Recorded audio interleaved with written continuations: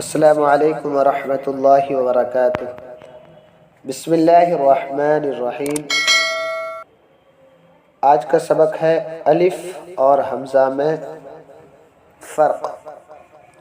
Number 1، الف ہمیشہ ساکن اور بے جھٹکے سے ادا ہوتا ہے۔ حمزہ پر کبھی زبر زیر پیش ہوتا ہے اور کبھی ساکن ہوتا ہے اور جھٹکے سے پڑھا جاتا ہے۔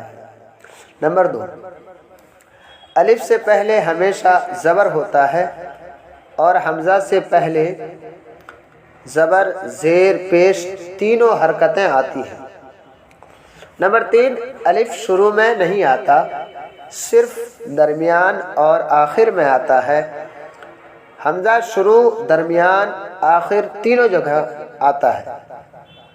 نمبر 4، الف ساکن ہوتا ہے مگر اس پر جزم لکھا ہوا نہیں ہوتا، جیسے با الف زبر با، اور حروف ہیں کہ جب تک ان کے اوپر جزم نہ لکھا جائے ساکن نہیں کہلاتے۔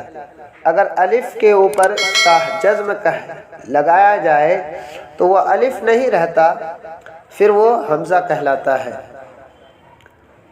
امید ہے آپ سب کو بات سمجھ میں آ گئی ہوگی۔ السلام علیکم۔